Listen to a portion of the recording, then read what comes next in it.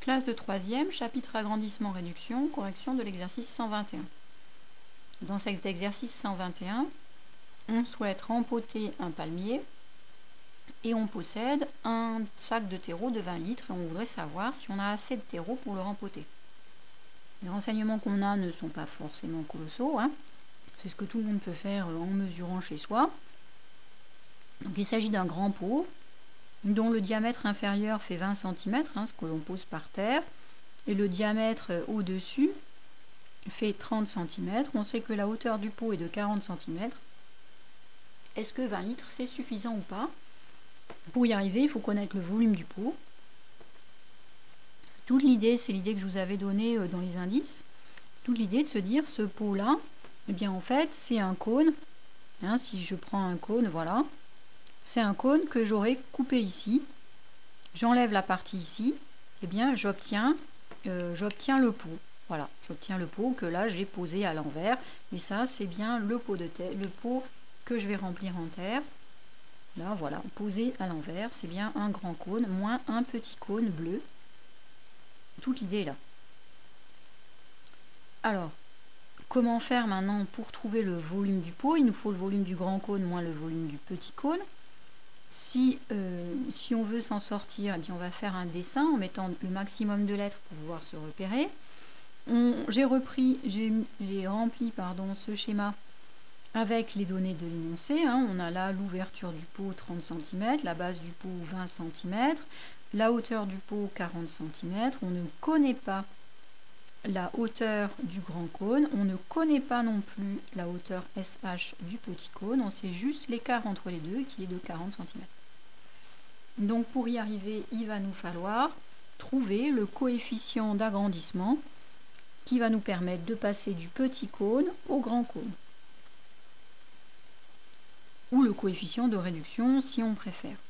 Et d'abord, la première chose, ça va être d'expliquer pourquoi est-ce qu'il s'agit d'une réduction ou d'un agrandissement, suivant le sens dans lequel on prend la chose. Donc pourquoi? Eh bien parce que le disque, le cercle de base, le cercle en haut ici à l'ouverture, est parallèle au disque de base. Voilà, le disque d'ouverture est parallèle au disque de base. Il s'agit donc bien d'un cône coupé parallèlement à sa base. Il s'agit donc bien d'un agrandissement ou d'une réduction. Maintenant, puisqu'on a un agrandissement ou une réduction, on va calculer le coefficient K. Alors le coefficient K, pour y voir plus clair, hein, j'ai mis en vert le grand cône, en bleu le petit. Donc quand on passe du petit cône au grand cône, on a un agrandissement. Donc l'agrandissement, ça va être AB sur CD 30 sur 20, c'est-à-dire 3,5 ou 1,5. Donc on passe, toutes les longueurs sont multipliées par 3,5. Les longueurs sont multipliées par 3,5. Donc aussi les volumes, eh bien ils sont multipliés par 3,5 au cube. Chouette. Sauf que on ne peut toujours pas calculer le volume du petit cône car on n'a toujours pas la hauteur SH. Mais les longueurs sont toutes multipliées par 3,5. Autrement dit, le nombre K, c'est aussi égal à la hauteur SO du grand cône, la hauteur verte, divisé par la hauteur SH du cône bleu, le petit cône. On ne sait pas combien vaut SO, on ne sait pas combien vaut SH, mais c'est le même coefficient de réduction, donc c'est d'agrandissement, pardon, donc c'est aussi 3,5. Partant de là, je peux dire SO, c'est donc 3,5 fois SH. Hein, SO, c'est 3,5 fois SH. Je peux imaginer les produits en croix. Pour avoir SO, je vais faire SH fois 3 divisé par 2, SH fois 3 divisé par 2. C'est donc 3,5 de SH. 3,5 de SH, c'est 1,5 fois SH, c'est donc SH plus 1,5 de SH. Et qu'est-ce que je sais d'après mon dessin? Eh bien, d'après mon dessin, si on regarde bien, j'ai SO, c'est égal à SH plus HO. Et je connais HO. Bien, qu'est-ce qu'on va en déduire? On va en déduire que OH, ça fait un demi de SH. Autrement dit,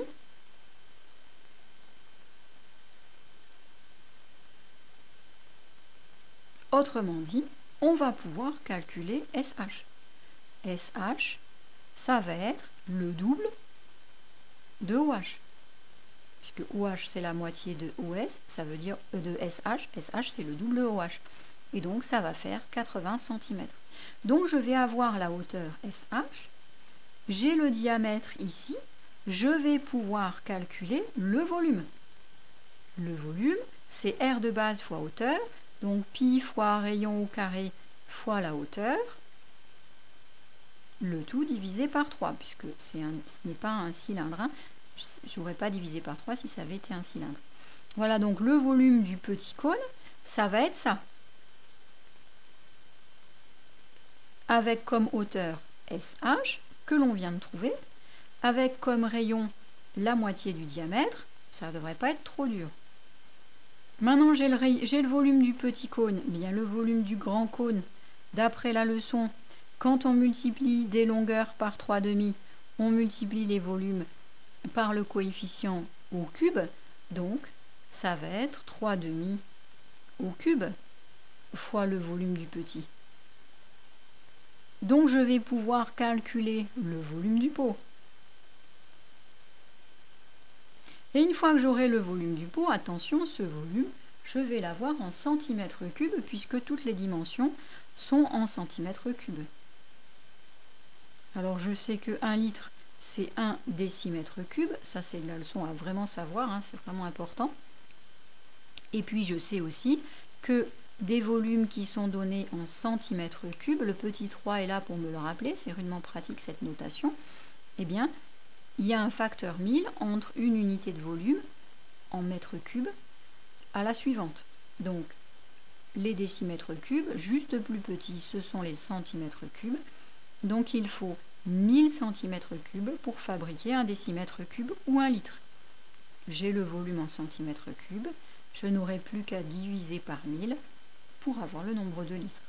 Et voilà. Le problème est entièrement décortiqué, entièrement terminé. Il n'y a plus, entre guillemets, que à rédiger. Alors, bon courage pour la rédaction. C'est un petit peu long et il faut être bien rigoureux pour bien justifier tous les points.